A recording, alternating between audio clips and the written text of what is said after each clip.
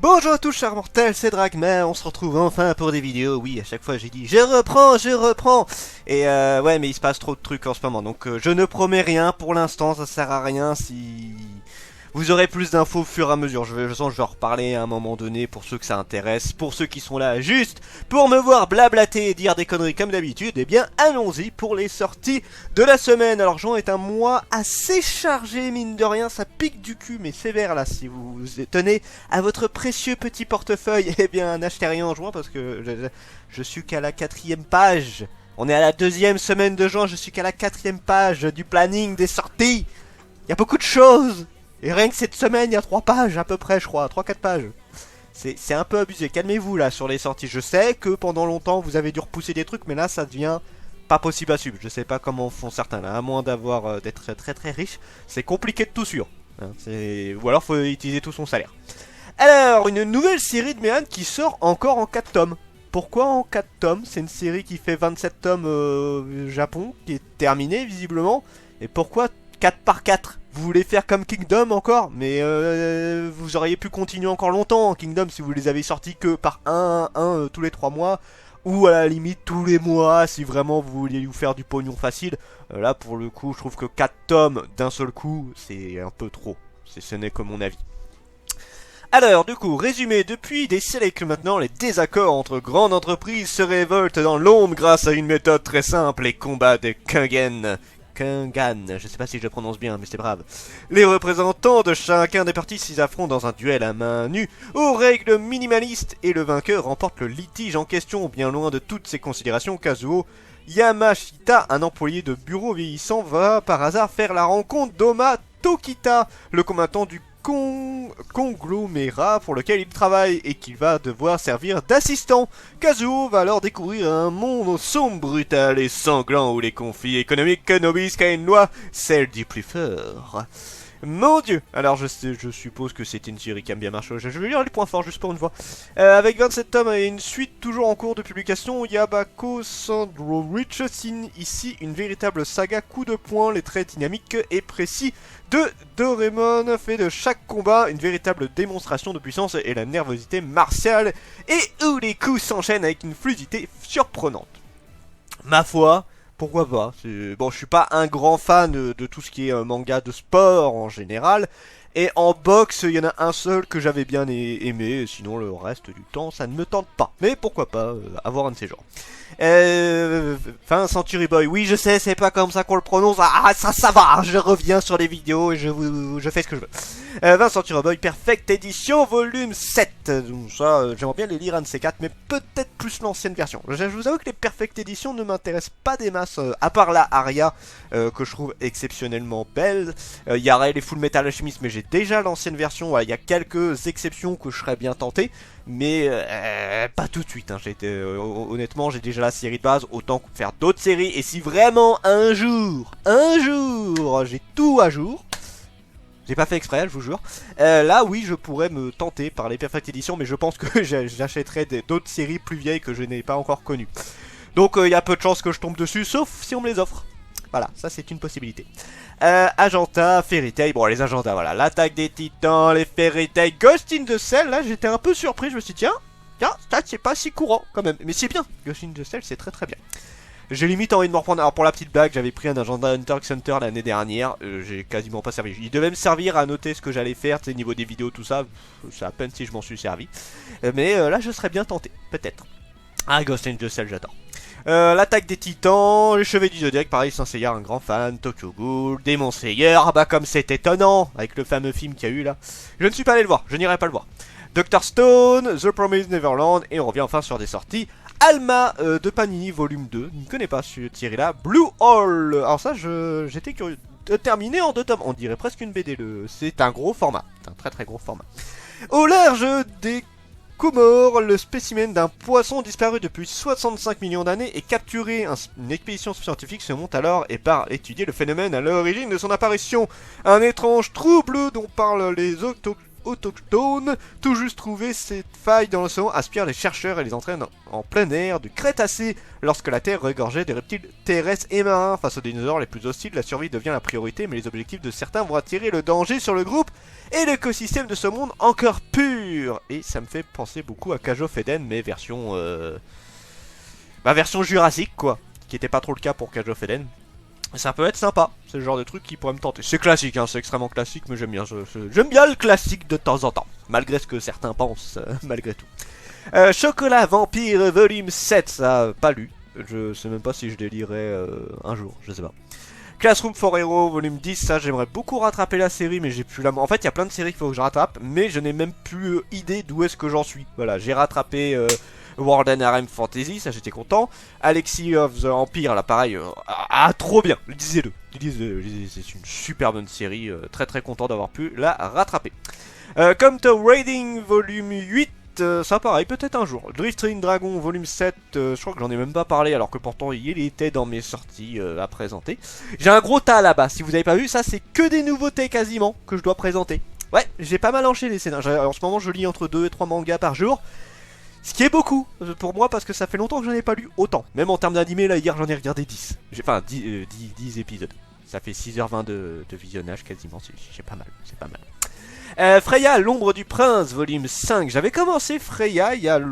Oui, j'ai commencé le premier tome. C'était pas trop mal maintenant, à voir si je continuerai la suite un jour. Love Instruction, alors c'est une série que j'avais commencé totalement par hasard, j'avais trouvé ça un peu au pif, je me suis dit oh c'est un peu olé olé, bah allons-y, et j'ai beaucoup aimé, c'était très sympa. Et c'est le dernier tome, ah non, le 15, c'est fini en 16 tomes, autant pour moi, le 16e tome ce sera le dernier, j'ai cru que c'était le 16e, autant pour moi. Et c'est une très bonne série que je vous conseille fortement, mais évidemment c'est assez adulte, mais c'est très très sympa. J'aime beaucoup comment c'est fichu. Man Life volume 3, aucun, je connais pas du tout. Mochi et compagnie volume 5, je connais de nom. Le monde de Zoo, j'en avais entendu parler, surtout les dessins me disent quelque chose, je suis sûr que j'ai déjà vu un petit peu ce qu'a fait l'auteur, ça me dit grave quelque chose. Il n'y a pas le truc avec Poison là par exemple, je suis sûr d'avoir vu, le dessin me dit trop quelque chose. Noblesse, volume 1. Des 3 tomes en cours, Delcourt. Ouh, c'est un gros volume par contre.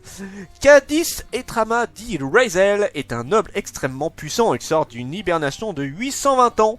C'est une bonne hibernation là. Et découvre un monde moderne qu'il ne comprend pas. Pour s'intégrer au mieux, il va recommencer sa vie en tant que lycéen. Mais son quotidien paisible est vite troublé par une organisation secrète s'intéressant à ses pouvoirs. Oui.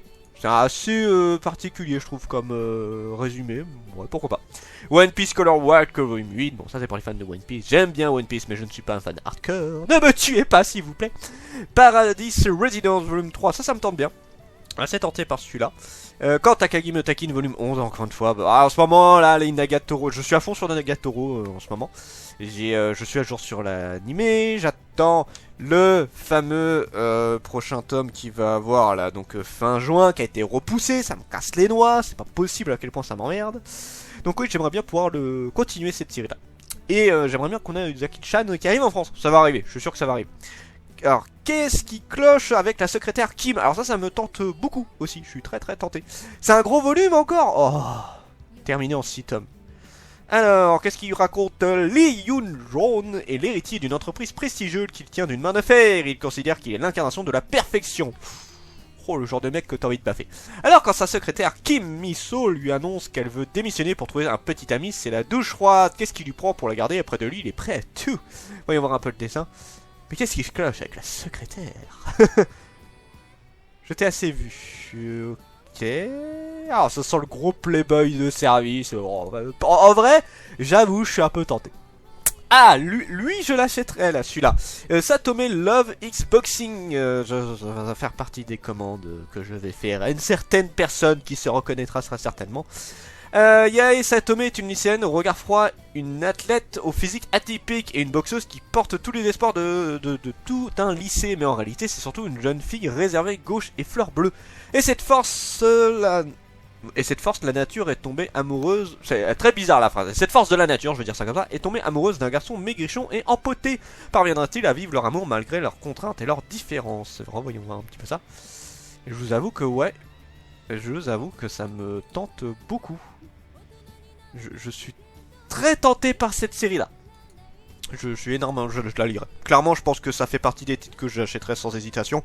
On a les 2 premiers tomes. C'est une série d'ailleurs en combien de tomes? Est-ce qu'elle est finie? C'est fini en 10 tomes. Parfait. Je trouve que 10 tomes, c'est très bien pour une série en général. D'ailleurs, il y a Skullgirl qui se finit là. Je vais l'acheter là bientôt. Et j'en suis triste. Je suis très attristé que cette série se finisse. Sarissa of Nocturne Cloud volume 3, je connais pas celui-là. Solo Leveling, mon dieu, je ne l'ai pas encore lu. Je vais me faire assassiner pour ça. Ouais, je suis pas tenté du tout, et d'ailleurs, on m'a pas trop convaincu dessus. À la limite, j'ai plus envie de lire les scans, et potentiellement me lancer dessus. Voilà, je suis pas un fan des scans, mais souvent, des fois, quand j'hésite sur une série, je lis les scans, et si je suis tenté, voilà, au bout de quelques chapitres, j'achète le manga. Voilà, je ne reste pas sur les scans. Stranger Case volume 13, une série d'ailleurs que j'aimerais beaucoup continuer. Je suis très déçu de plus être à jour dessus, parce que c'est une très bonne série, pas assez connue à mon goût, qui était vraiment... ça mélangeait bien le folklore qu'il y a autour des esprits, donc tout ça, et l'enquête, et c'est très très bien fichu, franchement je vous le conseille énormément. Sunken édition de luxe, bon j'ai jamais lu les Sunken, qui ne m'attire pas plus que ça. Talantes volume 7, ça par contre je serais très tenté de continuer la série, parce que je crois que j'étais allé jusqu'au 3ème tome, c'est des gros pavés en plus les Talantes. Yo c'est moi Wario volume 2. Alors ça a l'air con comme ça, mais j'aime beaucoup qu'on reçoive un petit peu les mangas un peu barrés de ce style là. On a Yo c'est moi Mario, on a aussi Kirby Island, enfin Kirby Land si je dis pas de conneries. On a Mario aussi, en fait là on a un peu tous les... Bon c'est l'univers Nintendo, mais on a un petit peu quelques mangas comme ça qui sont vraiment le truc typique, tu sais, un peu à la Doraemon, où c'est du gros bordel, c'est du gros what the fuck à la japonaise. Mais c'est très drôle souvent, et je suis très content qu'on ait ce genre de petite légèreté de temps en temps, ça fait du bien. Yona, Princesse de l'Homme, volume 33, pareil, faut que je la continue, enfin que je la continue, que je la commence tout simplement, parce que ça me tente bien. Mais j'achèterai le manga, tout simplement. Yoshi New Iceland, c'est terminé en un tome. Bah pareil, je suis très content qu'on ait ce genre de petits trucs. Alors que les Yoshi vivaient paisiblement sur l'île F, une petite être tombée soudainement du ciel, bébé Mario, qui va leur causer grave des emmerdes, parce que c'est lui quand même qui va sacrifier des Yoshi juste pour sauter plus haut, hein. Oui, vous savez de quoi je parle, pour ceux qui ont joué un peu à Mario. Mais pourquoi est-il seul? Où est passé son frère bébé Luigi? Hein? Il a été enlevé par bébé Bowser. Yoshi décide alors de prendre bébé Mario avec lui et de partir à la recherche pour le meilleur et pour le pire. Et j'adore ce genre de petit dessin, ouais. C'est trop mignon. Ah ça va, laissez-moi là. Je profite un peu de ce genre de truc. Yona la pension Yuragi, volume 20, encore une fois une série du type Pansu que je vous conseille énormément. C'est de la détente, de la légèreté. Si vous voulez bien rigoler un bon coup, voir des boobs, voir du cul, tout ça, bah allez-y, c'est une très bonne série. Atekote volume 6, pas encore lu. Arte volume 13, pareil, je suis très déçu de pas être à jour. Je crois qu'il me manque 2 tomes. Je suis au tome 10 ou 11 si je dis pas de bêtises. Il faut que je rattrape, mais le problème c'est que souvent moi j'avais l'habitude de re-regarder un peu le tome d'avant pour me remettre un peu à jour. Et là comme ils sont tous dans les cartons, bah c'est compliqué. Du coup bah je sais pas la moindre idée d'où est-ce que j'en suis à ce niveau-là. Donc pour l'instant, j'attends. Full Metal Alchemist, édition Perfect volume 7, je suis très content d'ailleurs parce que c'est une... Full Metal Alchemist, ça reste quand même l'un de mes mangas favoris. C'est pas mon préféré mais c'est l'un de mes favoris. Je trouve que c'est l'un de ceux qui a un scénario les plus parfaits. C'est pas la perfection mais un de ceux qui du début à la fin est exceptionnel. Et là le petit truc en papier glacé c'est très sympa. Hippo saison 6 The Fighting volume 8, moi j'ai jamais commencé les Hippo. Laisse-moi t'embrasser. C'est terminé en 2 tomes, mais ils sortent les 2 tomes en même temps, c'est du Hakata, ça m'étonne même pas. Ça l'a fait déjà presque 1 an que Sakura est entrée au lycée dans la petite ville côtière où elle habite, rien ne vient jamais perturber son quotidien.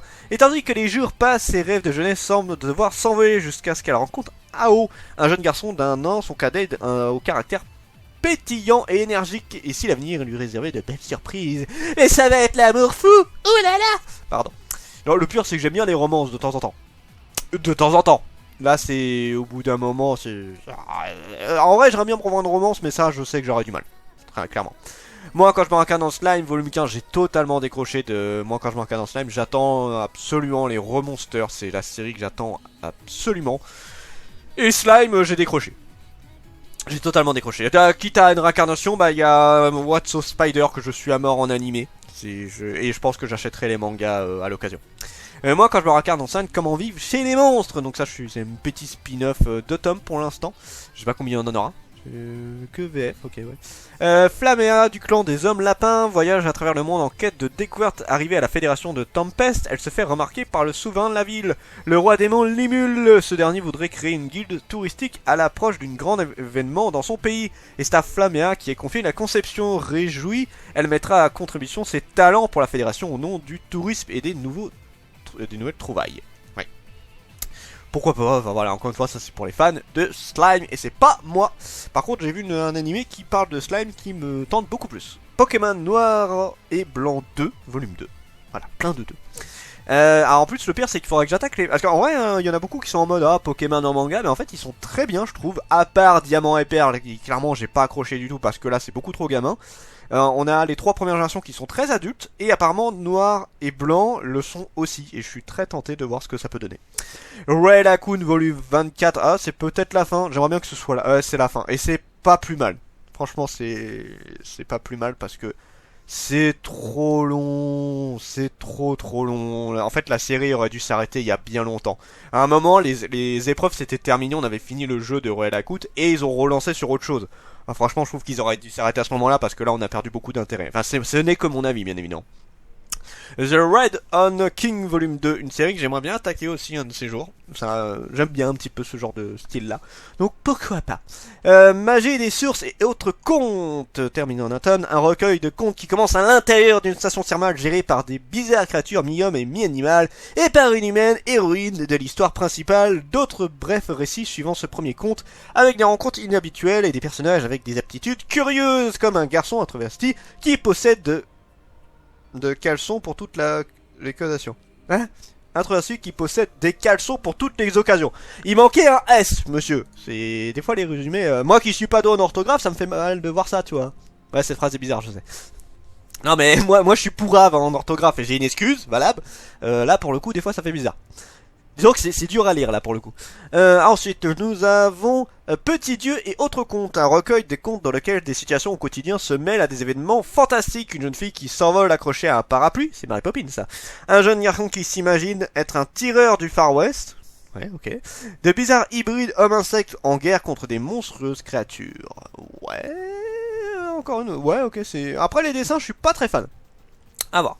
Soulland volume 6, Todag volume 11. Alors Soulland je n'ai pas attaqué, je suis pas tenté du tout par Soulland. Todag j'avais beaucoup aimé mais je suis plus du tout à jour, je sais même pas quand est-ce que je continuerai ça. Des fois j'ai limite envie de continuer sur les scans. Et on finit avec Tower of God. Oh là là là, ça fait partie des gros titres que beaucoup de gens attendaient. Je sais qu'il y a eu un animé dessus et j'en ai entendu beaucoup parler.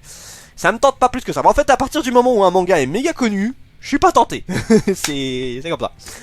Bam! Un jeune homme ayant perdu la mémoire vit seul, abandonné dans un monde désolé. Il fait la connaissance de la jeune Rachel qui lui rend souvent visite et prend soin de lui jusqu'à ce que cette dernière le quitte pour rejoindre la Tour des Dieux dans l'unique but de retrouver la fille qu'il aime. Ban réussit à quitter son monde et entrer dans la tour. Toutefois, seuls les plus talentueux auront une chance de la gravir. Mensonges, alliances, trahison, je suppose, pouvoir mystérieux, meurtre, les alliés d'hier deviendront les ennemis de demain afin d'atteindre le sommet de la tour des dieux. Mon dieu que ça doit être magnifique. Bon, le sujet est intéressant, encore une fois. Je regarderai à l'occasion. C'est tout en couleur. J'ai un peu de mal avec les mangas un peu tout en couleur à des moments, Et c'est tout pour cette semaine. Et vous voyez, ça fait déjà beaucoup de sorties. Sur ce, c'était Dragmare et je vous dis à la prochaine, chers mortels.